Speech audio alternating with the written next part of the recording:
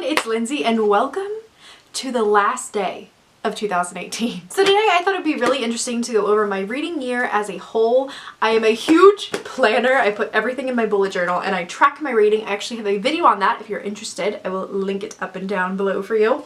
But I keep my reading stats on absolutely everything. Like any kind of stat you could imagine on reading, I keep it. So since it's at the end of the year, I'm going to share with you guys. Getting started.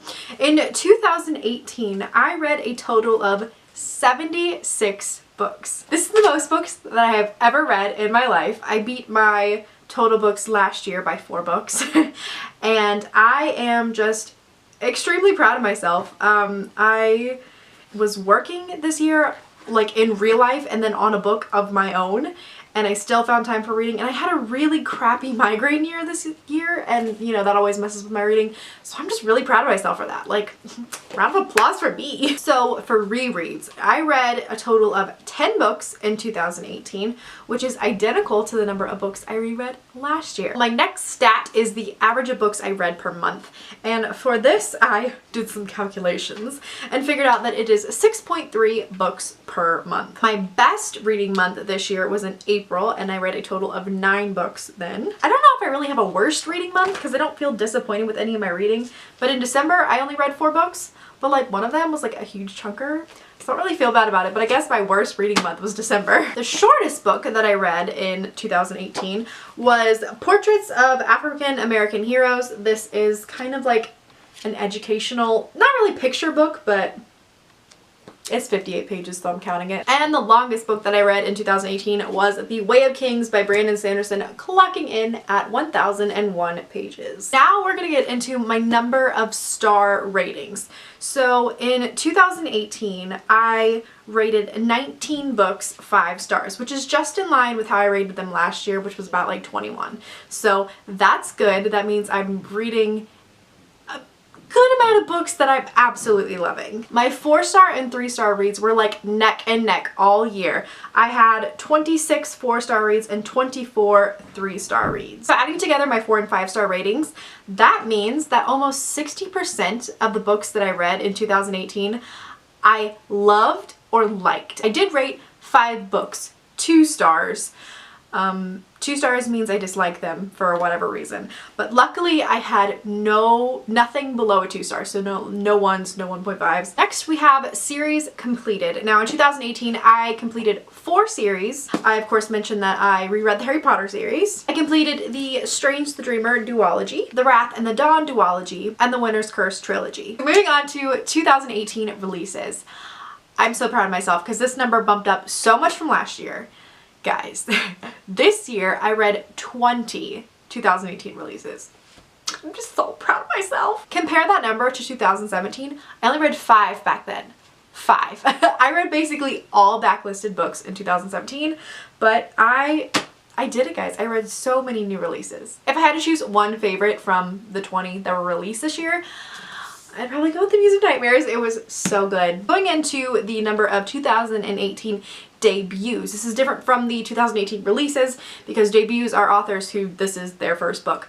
So debuts in 2018, I read a total of 8. And I'm pretty happy with that. And my favorite of the 8, I think I would say, is Ash Princess. It's a YA fantasy. That one was pretty good. That's pretty good. I like that. Authors I read the most of this year, that was of course J.K. Rowling because I read 7 books in the Harry Potter series. But other than that, it was Sabaa Tahir. I actually read the Ember in the Ashes series, the first 2 books, and then I reread the first 2 books right before the 3rd came out. So I read like a total of 5. Her books 5 times. Ooh, okay, so this one is really interesting. The number of library books that I read in 2018 was 48 books. 48 books means that 63% of the books I read in 2018 were library books.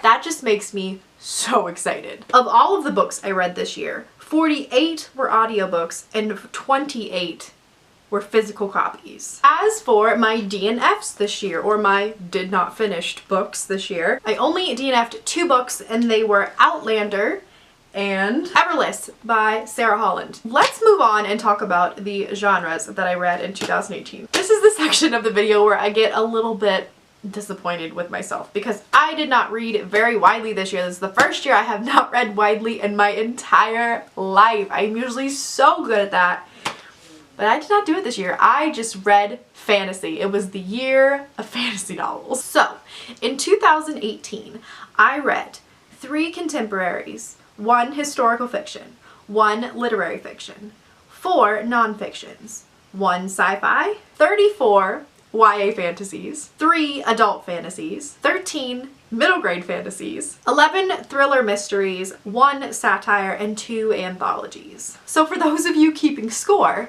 50 of the books that I read out of 76 were fantasy books. That's almost 66% of my reading was one genre. And last, but certainly not least, we have how many books made me cry this year? 7.